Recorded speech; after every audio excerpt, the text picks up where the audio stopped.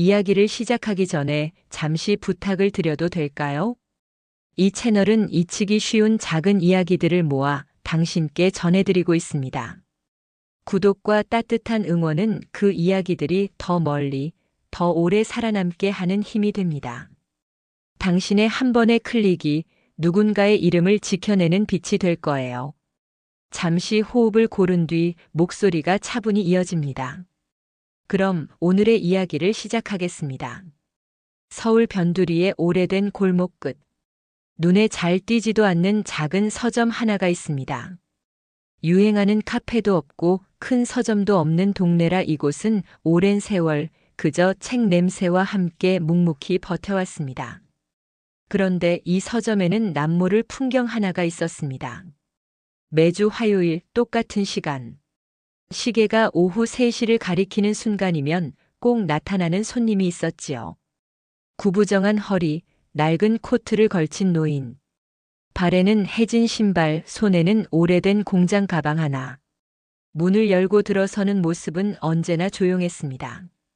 특별한 인사도 미소도 없었지요. 그 노인은 서가 사이를 천천히 거닐며 책을 고르기 시작합니다. 처음엔 시집 한 권, 다음엔 두꺼운 역사책. 그러다 아이들이 보는 그림책까지 챙겨 담습니다. 고르는 기준은 알 수 없지만 결과는 늘 똑같습니다. 꼭 30권. 많지도 적지도 않은 정확한 숫자였습니다. 책을 모두 모은 노인은 계산대로 향합니다. 그리고 낡은 가방 속에서 묵직한 현금 다발을 꺼내놓습니다. 지폐는 낡아 모서리가 달아 있었지만 액수는 단 한 번도 틀린 적이 없었습니다. 정확히 60만 원. 노인은 말없이 돈을 건네고 책을 건네받으면 고개를 살짝 숙입니다. 그리고는 다시 문을 열고 나가버리죠. 짧은 방문. 하지만 이상하게도 그 시간이 서점 안 공기를 바꿔놓습니다. 책을 포장하던 도현은 처음엔 그냥 이상하다 싶었지만 이제는 익숙해진 듯 그저 묵묵히 일을 합니다. 그런데 그의 조카 소라는 늘 고개를 갸웃했습니다. 삼촌, 저분 정말 이상하지 않아요? 이렇게 책을 많이 사가는데 집엔 다 어디다 두시는 걸까요? 소라는 눈빛에 불안을 담아 묻곤 했습니다. 하지만 도현은 대답 대신 테이프를 뜯어 책 상자를 봉했습니다. 말보다 행동이 먼저인 성격이었지요. 그날도 노인은 책 상자를 받아들고 묵묵히 고개만 숙였습니다. 그리고는 좁은 골목길로 사라졌습니다. 발걸음은 빠르지도 느리지도 않았습니다. 단지 시계가 오후 3시를 지나면 나타났다가 사라질 뿐. 소라는 창가에 서서 그 뒷모습을 바라보았습니다. 그리고 혼잣말처럼 중얼거렸습니다. 책장 가득 꽂아둬도 모자랄 텐데 왜 이렇게 흔적이 없지? 다 어디로 가져가는 걸까? 도현은 대꾸하지 않았습니다. 하지만 속으로는 같은 의문을 품고 있었습니다. 책은 늘 30권, 돈은 늘 60만 원, 시간은 늘 오후 3시. 그 규칙적인 반복 속에 뭔가 숨겨진 사연이 있음을 그는 어렴풋이 느끼고 있었습니다. 서점의 문이 닫히고 나면 남는 건 책 냄새와 이상한 허전함 뿐이었습니다. 마치 그 짧은 순간이 현실이 아닌 듯 꿈결처럼 스쳐간 흔적 같았지요. 그리고 그날 도현은 알았습니다. 이 반복되는 풍경이 곧 한 편의 이야기로 이어지리라는 것을. 사라진 책들의 행방. 그리고 그 끝에 기다리고 있을 진실이 이제 막 서서히 다가오고 있다는 것을. 그날 밤 서점 불을 끄고 셔터를 내리던 도현은 오래도록 골목길을 바라보고 있었습니다. 낡은 가방을 들고 30권의 책을 가져가던 노인의 뒷모습이 눈에 아른거렸기 때문이었지요. 책은 무겁습니다. 게다가 30권이라면 웬만한 힘으로는 들기조차 버겁습니다. 그런데 구부정한 허리의 노인은 늘 묵묵히 그것을 안고 어둠 속으로 사라졌습니다. 그 뒤로는 아무 흔적도 남지 않았습니다. 삼촌, 오늘도 똑같았죠? 늦은 시간까지 남아있던 소라가 말을 걸었습니다. 그녀는 여전히 의문을 감추지 못했습니다. 책을 사는 건 좋은데 너무 과하지 않아요? 30권씩 매주라니. 도현은 대답 대신 고개를 끄덕였습니다. 그리고는 가볍게 한숨을 내쉬었지요. 사람마다 사정이 있겠지. 괜히 단정 짓는 건 위험한 거야. 하지만 그 말 속에는 자신도 납득하지 못하는 흔들림이 묻어 있었습니다. 며칠 뒤 화요일 오후. 예상대로 노인은 또다시 나타났습니다. 이번에도 정확히 3시, 정확히 30권, 그리고 정확히 60만 원. 도현은 무심한 듯 포장을 하면서도 시선을 떼지 못했습니다. 노인의 손은 여전히 떨리고 있었고 그의 눈빛은 어딘가 공허했습니다. 책 상자를 아는 노인이 돌아서자 소라는 재빨리 도현을 향해 눈짓했습니다. 삼촌, 오늘은 제가 따라가 볼게요. 그녀의 목소리는 조심스러웠지만 결연했습니다. 도현은 잠시 망설였지만 결국 고개를 끄덕였습니다. 의문은 풀리지 않았고 답을 찾으려면 누군가 직접 확인해야 했기 때문이었습니다. 소라는 멀찌감치 노인을 뒤따랐습니다. 구부정한 등, 삐걱거리는 발걸음, 그리고 낡은 가방. 노인은 골목을 빠져나와 버스 정류장 앞에 섰습니다.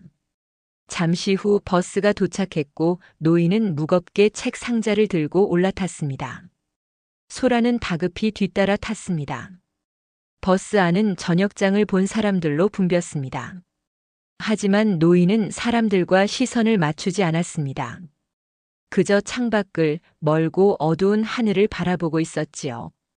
그 눈빛은 마치 현실에 없는 무언가를 향한 듯 공허했습니다. 버스는 종점에 도착했습니다. 사람들이 하나둘 내리고 끝내 남은 건 노인과 소라뿐이었습니다. 노인은 천천히 자리에서 일어나 골목길로 향했습니다. 소라는 숨을 죽이며 뒤를 밟았습니다. 그리고 그 순간 소라는 멈춰 설 수밖에 없었습니다. 허름한 다세대 주택 사이 낡은 창고 같은 건물이 나타났습니다. 노인은 그곳 문을 열고 들어갔습니다. 잠시 후 희미한 불빛이 새어나왔습니다. 소라는 두근거리는 가슴을 진정시키려 했지만 쉽지 않았습니다. 저기 안에서 무슨 일이 벌어지고 있는 거지?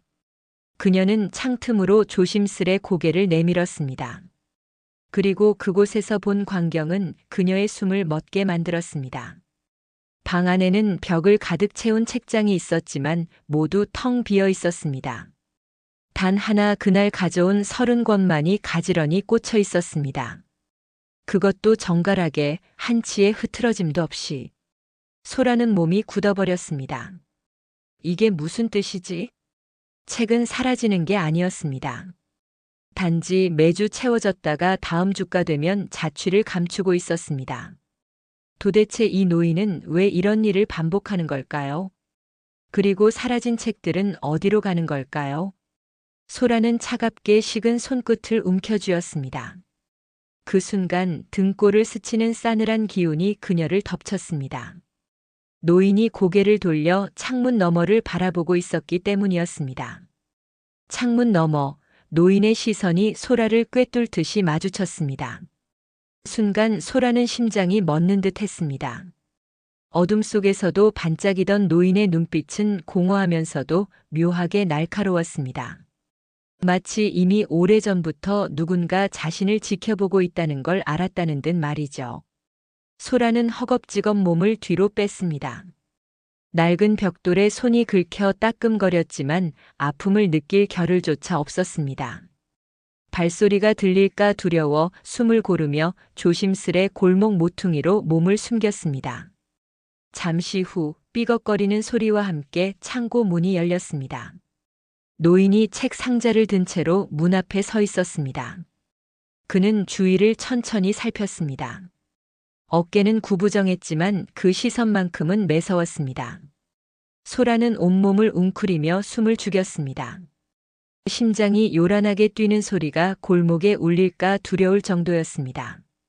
잠시 후 노인은 고개를 돌려 다시 안으로 들어갔습니다. 문이 닫히는 소리가 들리자 소라는 비로소 한숨을 내쉴 수 있었습니다. 하지만 두려움보다 더 큰 건 궁금증이었습니다. 저 책들은 왜 매번 사라지는 걸까? 저 사람은 도대체 누구지? 그날 밤 서점으로 돌아온 소라는 얼굴이 창백했습니다. 도현은 그녀의 눈빛만으로도 무슨 일이 있었는지 감지할 수 있었습니다. 봤구나. 짧은 질문이었지만 소라는 고개를 세차게 끄덕였습니다. 그리고 떨리는 목소리로 말을 이어갔습니다. 삼촌 그 방 책장이 가득했어요. 그런데 텅 비어 있었어요. 단지 오늘 산 책만 딱 30권 꽂혀 있었고요. 이상하게도 너무 정갈했어요. 사람이 읽으려고 둔 책 같지가 않았어요. 도현의 눈빛이 어두워졌습니다. 그는 잠시 말없이 담배를 피워 물었습니다. 길게 뿜어나온 연기 너머로 그의 얼굴은 더 깊은 그늘에 잠겨 보였습니다. 매주 채워지고 매주 사라진다. 그는 중얼거리듯 말했습니다. 다음 날도 노인은 어김없이 나타났습니다. 이번에도 같은 시각, 같은 발걸음, 같은 숫자의 책. 그러나 이번에는 도현의 마음가짐이 달랐습니다. 그는 더 이상 단순한 손님으로만 노인을 볼 수 없었습니다. 계산을 마친 뒤 도현은 용기를 내어 조심스럽게 말을 건넸습니다. 손님, 혹시 책을 모으시는 특별한 이유가 있으신가요? 노인은 짧게 도현을 바라보았습니다. 그 눈빛에는 미묘한 흔들림이 스쳤습니다. 그러나 곧 무표정으로 돌아와 단 한마디만 남겼습니다. 읽히지 않는 책은 죽은 책이니까요. 그 말만 남기고 노인은 고개를 숙여 인사하곤 서점 문을 나섰습니다. 도현은 굳은 채로 그 자리에 서 있었습니다. 가슴속에서 무언가 울컥 치밀어 올랐습니다. 이 말의 의미가 단순한 독서 취향이 아니라는 걸 본능적으로 느꼈기 때문이었습니다. 소라는 여전히 노인의 뒷모습을 눈으로 쫓았습니다. 그리고 아주 작은 목소리로 속삭였습니다. 죽은 책이라니 대체 무슨 뜻이에요? 노인의 말이 귓가에 맴돌았습니다. 읽히지 않는 책은 죽은 책이니까요. 도현은 그 한 문장을 머리에서 떨칠 수 없었습니다. 책은 단순한 물건이 아닙니다. 읽는 순간 생명을 얻고 기억되는 순간 존재가 됩니다. 그런데 죽은 책이라니. 그건 단순한 비유 같지 않았습니다. 며칠 뒤 도현은 소라와 함께 노인이 들어갔던 그 창고를 다시 찾았습니다. 해질 무렵 골목은 더욱 쓸쓸했습니다. 녹슨 간판, 갈라진 벽, 바람에 흔들리는 낡은 전선까지 모든 게 버려진 풍경 같았지요. 소라는 주저하며 속삭였습니다. 삼촌, 괜찮을까요? 들키면 위험할지도 몰라요. 도현은 짧게 고개를 끄덕였습니다. 오늘은 꼭 확인해야 한다. 그들은 창고 옆 작은 창문에 조심스레 다가갔습니다. 안에서는 희미한 불빛이 새어나오고 있었습니다. 그리고 들려오는 건 낯선 목소리였습니다. 노인의 목소리였지만 책을 읽는 듯한 차분한 낭독이었지요. 민지 10살. 좋아하는 건 바람개비. 상훈 14살. 꿈은 선생님. 소라는 숨을 삼켰습니다. 그것은 단순한 책의 내용이 아니었습니다. 이름이었고 나이였고 짧은 소개였습니다. 마치 누군가의 삶을 기록하듯 읊고 있었습니다. 도현은 창문 너머를 바라보았습니다. 노인은 책상 앞에 앉아 있었고 책장을 채운 책들 앞에서 노트를 펼쳐놓고 있었습니다. 그는 책 한 권을 꺼내 펼치고는 작은 글씨로 무언가를 옮겨 적고 있었습니다. 그리고는 이름을 부르듯 아이들의 짧은 사연을 적어 내려가고 있었습니다. 소라는 떨리는 목소리로 속삭였습니다. 저건 명부 같아요. 그런데 왜 아이들 이름이? 도현의 가슴은 묘한 전율로 얼어붙었습니다. 책은 단순한 종이가 아니었습니다. 노인은 책을 통해 누군가의 이름을 기억하려 하고 있었습니다. 마치 잊혀진 사람들의 존재를 책 속에 불러들이는 듯 했습니다. 그 순간 노인이 갑자기 손을 멈추더니 고개를 들어 창문 쪽을 바라보았습니다. 도현과 소라는 급히 몸을 숨겼습니다. 숨을 참은 채 귀를 기울이자 노인의 낮은 목소리가 이어졌습니다. 오늘은 여기까지. 내일도 잊히기 전에 불러야 한다. 그 목소리는 지친 듯 하면서도 간절했습니다. 마치 시간이 얼마 남지 않은 사람처럼. 도현은 무거운 발걸음을 옮기며 소라를 이끌었습니다. 돌아오는 길 두 사람은 한마디 말도 나누지 않았습니다. 그러나 마음속에는 같은 질문이 맴돌고 있었습니다. 그 책들, 그 이름들, 그리고 노인의 눈빛. 그 모든 것은 대체 무엇을 향하고 있는 걸까? 며칠 뒤 노인은 서점에 나타나지 않았습니다. 화요일 3시 문은 고요했고 시계 초침만 허공을 가르며 흘렀습니다. 도현과 소라는 불길한 예감을 느꼈습니다. 늘 지켜왔던 규칙이 깨졌다는 건 무언가 큰 변화가 생겼다는 뜻이었으니까요. 그날 밤 두 사람은 다시 창고를 찾았습니다. 불빛은 꺼져 있었고 문은 살짝 열려 있었습니다. 안은 적막했고 희미한 종이 냄새만이 남아 있었습니다. 책장은 또다시 텅 비어 있었습니다. 전날까지 30권이 가지런히 꽂혀 있었을 자리에 낡은 노트 한 권만 놓여 있었습니다. 도현은 손을 떨며 노트를 집어들었습니다. 첫 장에는 이렇게 적혀 있었습니다. 나는 읽히지 못한 책이었고 기억되지 못한 이름이었다. 그래서 내 삶을 책에 담아 남기고 싶었다. 그리고 그 책을 나처럼 잊히고 버려진 아이들에게 보내고 싶었다. 이어진 장마다 빼곡히 적혀 있던 건 아이들의 이름과 짧은 사연이었습니다. 부모에게 버려진 아이, 사고로 가족을 잃은 아이, 세상에 기대지 못한 아이들. 노인은 책마다 아이들의 이름을 적어 넣고 그 책들을 봉투에 담아 보내왔던 것이었습니다. 소라는 눈가가 젖어들었습니다. 그래서 책장이 늘 비어 있었던 거구나. 그 아이들 손에 가 있었던 거구나. 노트의 마지막 장에는 떨리는 필체로 남겨진 글이 있었습니다. 나는 이제 다 쓰러져 가지만 내가 남긴 책들이 아이들의 마음에 남아 살아주길 바란다. 읽히는 순간 그 아이들은 잊히지 않을 테니까. 부디 이 일을 이어갈 누군가가 있기를. 도현은 책을 덮으며 깊은 숨을 내쉬었습니다. 짧은 만남, 묘한 규칙, 그리고 사라진 책. 그 모든 의문은 이제 명확해졌습니다.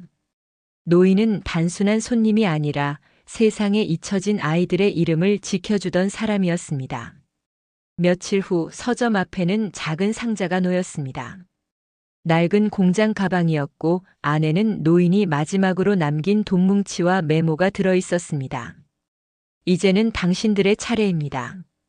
그날 이후 서점의 풍경은 달라졌습니다. 매주 화요일 도현과 소라는 책을 모아 상자를 채웠습니다. 주민들이 하나둘 동참했고 서점 앞에는 작은 간판이 세워졌습니다. 남겨진 목소리, 살아있는 책방. 책은 다시 길을 떠났습니다. 소년원, 보호소, 재활원. 그리고 그곳에서 아이들은 책을 읽으며 자신들의 이름을 다시 부르고 있었습니다. 소라는 창가에 서서 미소를 지었습니다. 읽히는 순간 살아있는 책 그 말 이제야 알 것 같아요. 카메라는 천천히 서점 간판을 비추며 멀어집니다. 그리고 나지막한 목소리가 메아리처럼 퍼집니다. 책은 사람을 기억하게 하고 이름을 남게 한다.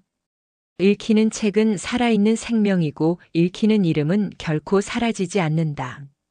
카메라는 천천히 서점 간판을 비추며 멀어집니다. 그리고 나지막한 목소리가 메아리처럼 퍼집니다. 책은 사람을 기억하게 하고 이름을 남게 한다. 읽히는 책은 살아있는 생명이고 읽히는 이름은 결코 사라지지 않는다. 짧은 침묵이 흐른 뒤 목소리가 한결 부드럽게 이어집니다. 이 이야기가 마음에 닿으셨다면 앞으로도 함께 해주세요. 구독과 작은 응원은 더 많은 이야기를 세상에 전할 수 있는 힘이 됩니다. 당신의 관심이 또 다른 이름을 지켜내는 빛이 될 겁니다.